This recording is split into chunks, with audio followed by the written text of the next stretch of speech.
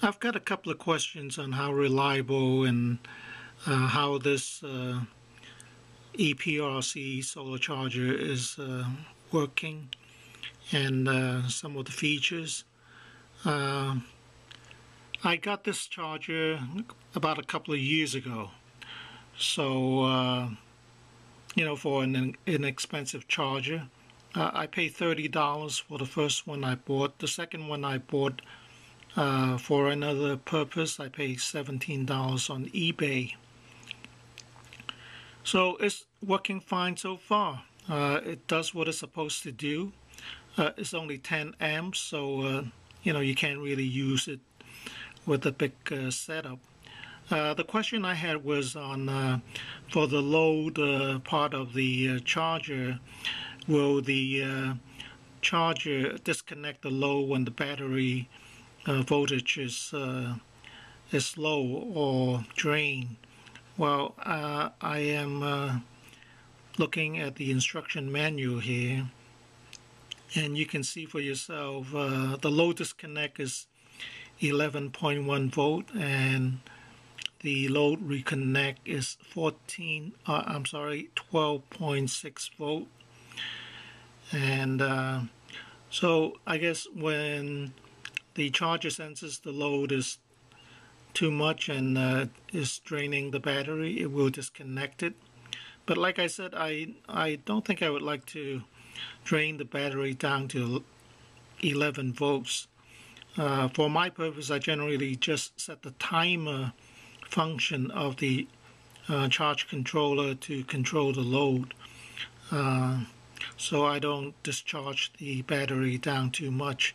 But it is supposed to disconnect the load if the voltage goes too low, and it has some of the other usual functions like equalization. Basically, if you have a battery bank or just a single battery, it will do an equalization of the cells, different cells in the battery to bring it to the same level. It also has a boost voltage function. That's supposed to boost the voltage when your battery is sitting maybe in a cold area, and then it in a case like that, it might require a bigger boost to properly charge the battery. And you have temperature control and float voltage. So all these seems to work in the background, and they work well. The first more expensive price I paid for the charge controller, it actually came with this instruction sheet. This is an additional one. Tells you put a fuse on it on the battery side, and how you would hook up your battery bank to it, etc. So I'm pretty happy with it. It has all kinds of instructions here on how to operate it.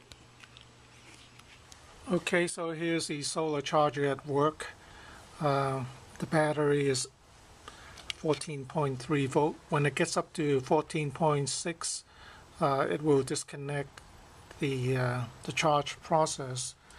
You see the battery light there blinking. That means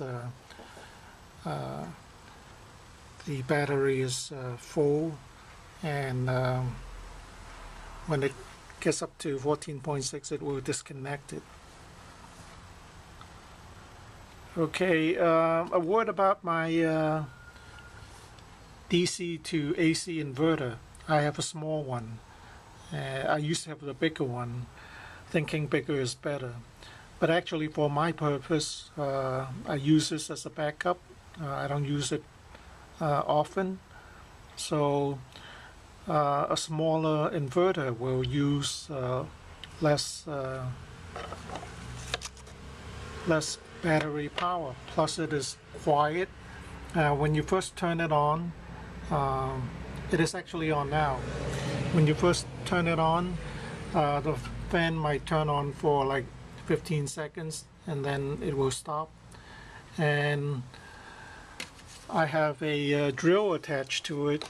It's a 2.5 amp Sears drill.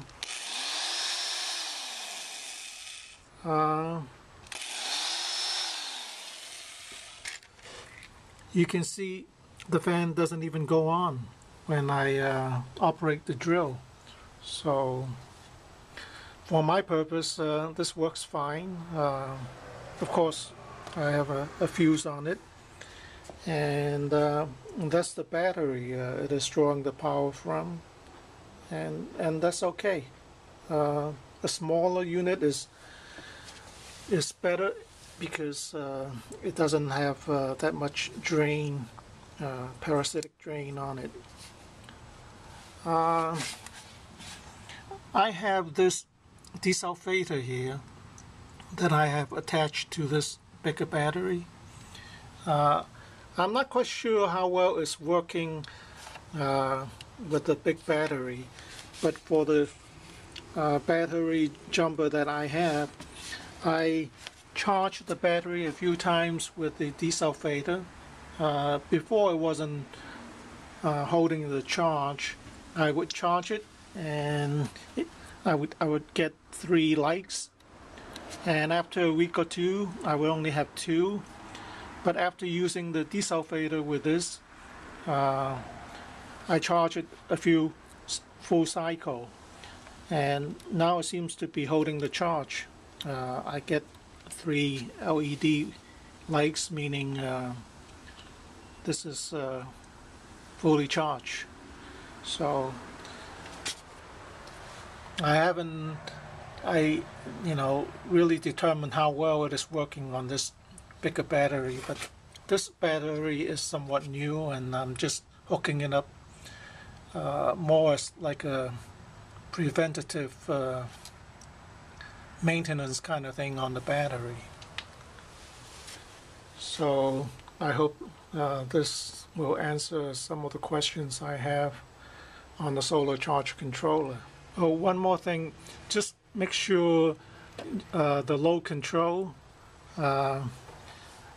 using the load from the solar charger, you're only using it for a small light or something like duty. If you need to operate something big, you can't operate a drill from the load. You have to use your DC to AC inverter. So you have to understand that.